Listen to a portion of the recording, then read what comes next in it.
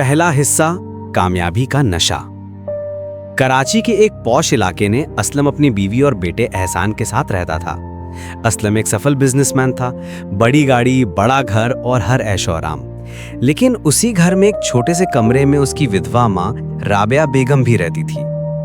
राबिया बेगम ने अपने शौहर के गुजरने के बाद बहुत मुश्किल से असलम को पढ़ा लिखा कर बड़ा किया था। कपड़ों की सिलाई का काम करके, घर घर झाड़ू पोछा करके उसने अपने बेटे को इंजीनियर बनाया था। उसकी उंगलियां सुइयों से चुभने की वजह से काली पड़ चुकी थीं और कमजोर आंखें अब चश्मे के बिना कुछ नजर नहीं आती थीं। असलम की बीवी सादिया कभी भी सांस से खुश नहीं थी। ये बुढ़िया हमारी जिंदगी में दस्तंदाजी करती रहती है, वो असलम से रोज शिकायत करती। बच्चे को बिगाड़ देती अपनी मोहब्बत से, और ये इलाज पे भी कितना खर्चा हो रहा है। असलम चुप रहता। दिल में वो जानता था कि ये सब झूठ है। उसकी माँ तो बस अपने कमरे में ही रहती थी, किसी से ज्यादा बात भी नहीं करती थी। लेकिन घर में अमन की खैर वो बीवी की बात मानने लगा। एक दिन जब राबिया बेगम की तबीयत खराब हुई और एहसान ने दवा लाने के लिए पैसे मांगे, सादिया भड़क उठी। बस मैं नहीं रख सकती अब, ये बुढ़िया को किसी ओल्ड एज होम भेज दो, वहां डॉक्टर्स हैं, नर्सेज हैं, सब कुछ है।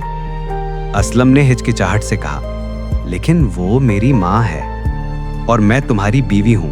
अगर तुम्हें अपना घर चाहिए तो फैसला करो। दूसरा हिस्सा, तन्हा सफर। कुछ दिन बाद असलम ने राबिया बेगम को अल अमान ओल्ड एज होम ले गया। सफर भर वो खामोश रहा। राबिया बेगम ने बस एक बार पूछा, बेटा क्या मैंने कोई गलती की? नहीं अम्मी, आप वहां खुश रहोगी, अच्छा खाना, डॉक्टर, सब कुछ है। राबिया बेगम मुस्कुराई।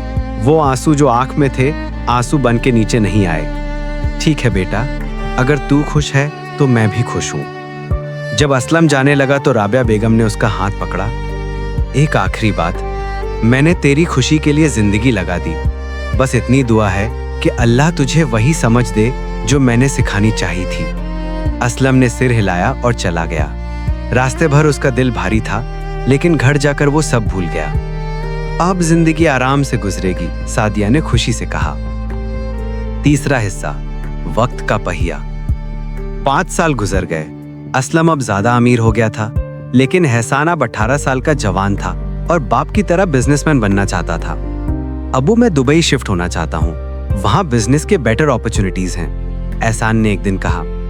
बेटा मैं भी तो यहाँ हूँ, मेरी भी जरूरत होगी तुम्हें। असलम ने कहा, अबू आप बूढ़े हो रहे हैं, आप रिटायर हो जाओ, मैं अपनी जिंदगी जीना चाहता हूँ। ये अल्फाज असलम के दिल में तीर की तरह चुभे।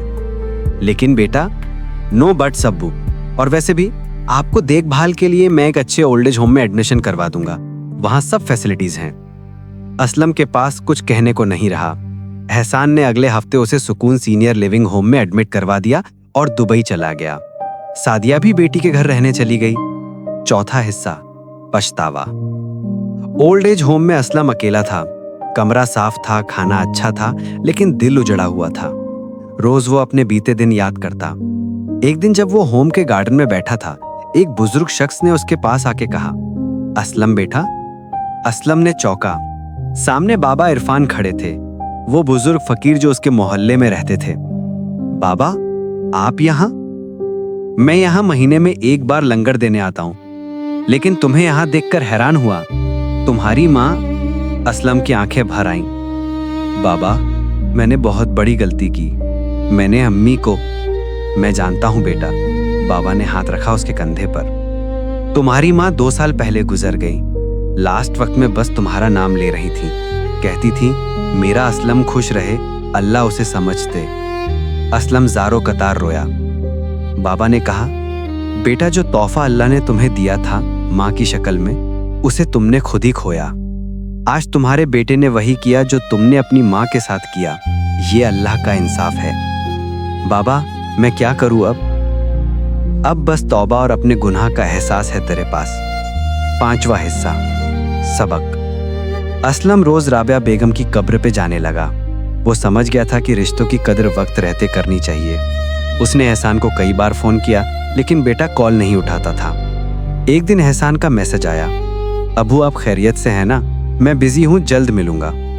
असलम ने लिखना शुरू किया, फिर रुक गया। उसने टाइप किया, बेटा खुश रहो, बस अपनी माँ की कदर करना। अल्लाह तुम्हें वो समझ दे जो मैंने नहीं सीखी। असलम ने मैसेज डिलीट कर दिया। एहसान को खुद समझना होगा जिस तरह उसे समझना पड़ा। उस रात असलम ने बहुत रोकर अल्लाह से माफ़ी मांगी। या अल्लाह, मैंने अपनी माँ को तकलीफ़ दी, मुझे माफ़ कर दे और हर उस शख्स को हिदायत दे जो वालिदैन की कदर नहीं करता। सबक: माँ बाप की खिदमत कोई एहसान नहीं, हक है उनका। जिस दिन हम ये भूल जाते हैं उस दिन जिंदगी हमें वही सबक सिखाती है जो हमने अपनों को सिखाया था। वालिदैन की दुआ कामयाबी की कुंजी है और उनकी बद्दुआ बर्बादी का सबब। वक्त रहते उनकी कद्र करो, वरना वक्त तुम्हें कद्र करना सिखाएगा, दर्द के साथ। खातिमा: अल्लाह पाक हम सबको अपने वालिदैन की खिदमत की तौफीक दे और उनकी रिजा हासिल करने का हक अदा करने का सलीका दे। आमीन। जन्नतुल फिरदौस तुम्हारी माँ के कदमों तले है। हदीस सही मुस्लिम।